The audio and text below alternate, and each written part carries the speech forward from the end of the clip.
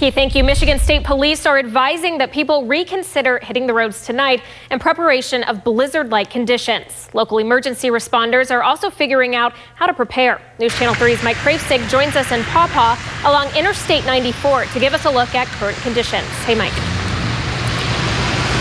Yeah, Allie, we've been in Paw Paw all afternoon, and even the last hour or so, we've noticed the visibility is diminishing along with the temperature, at least the wind chill. It feels much colder out here.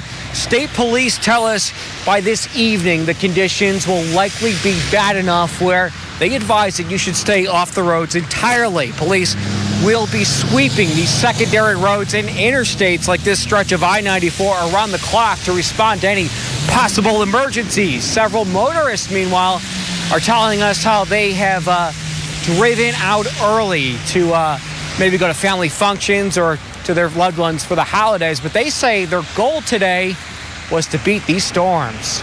A once-in-a-generation winter storm moving rapidly across the Midwest. It was starting to snow there at 1 o'clock. Andrew Seachain leaving Chicago today in order to reach family in Michigan before it's too late. Do you feel like you're under the gun to beat the storm?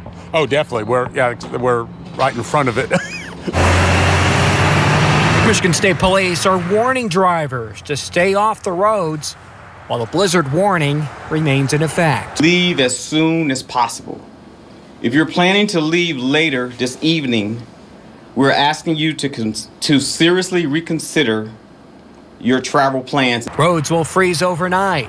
By tomorrow, it's only going to get worse, as powerful wind gusts will lead to whiteouts. Any power outages reported? Local county emergency managers like Ray Hochsprung are preparing for the worst. There's our registration book. Hochsprung leads the Van Buren County Department of Emergency Management. Inside the department's command center, Hochsprung is preparing to possibly activate an emergency response.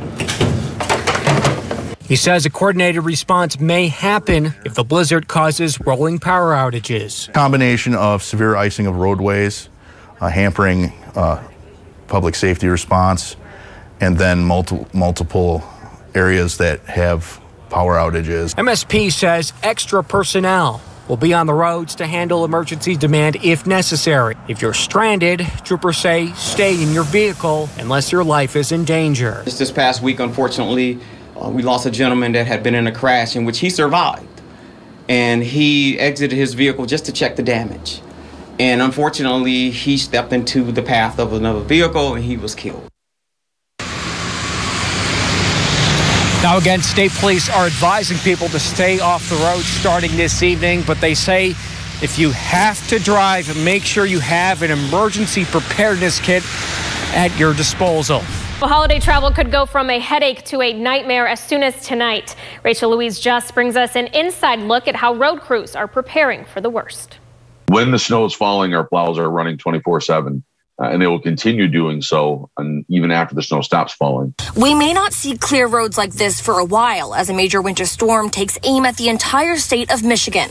And it's not only the snow, temperatures are a concern too. Anytime we get below 18 degrees, our salt is less effective. Out on winds up to 60 miles an hour. That's going to exacerbate all the problems on the roads. And with all of that holiday traffic, MDOT is encouraging people to be aware of plows and drive slow.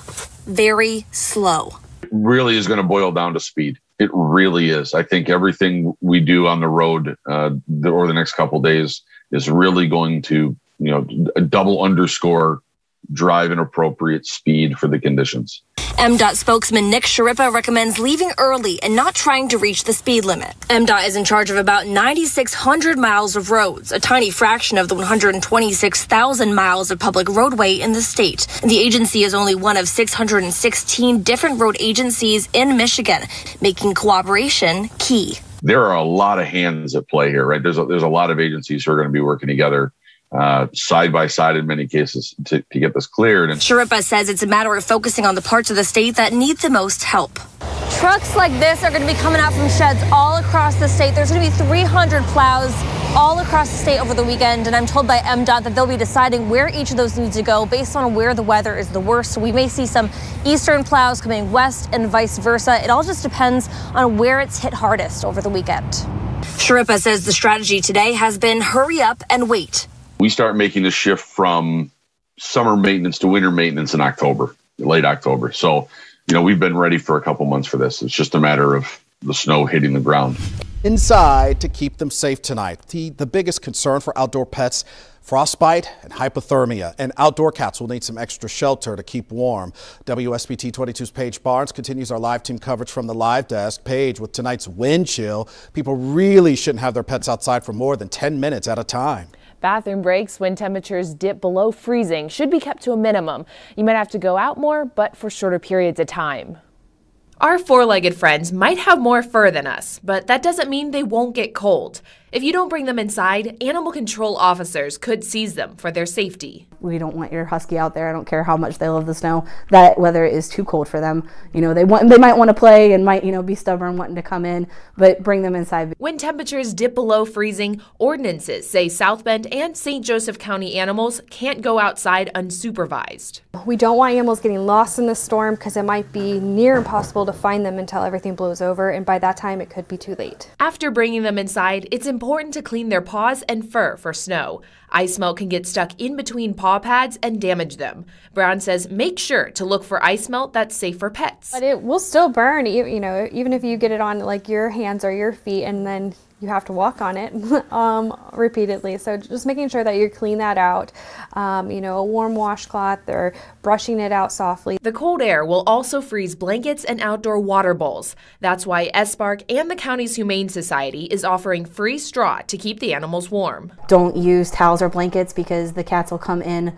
being wet from, outside in the snow, and then they'll get the towels and blankets wet and then they'll freeze. In the event you need to contact an animal control officer during the blizzard, officials say to use the non-emergency police line. Some of our staff are actually staying overnight to make sure that there's somebody here to take care of them tomorrow in case the roads are so bad. On top of the pet-friendly salt, Brown suggests using a plastic bowl to prevent water from freezing as quickly. If your animal refuses to go outside in the snow, you should set up an indoor potty pad.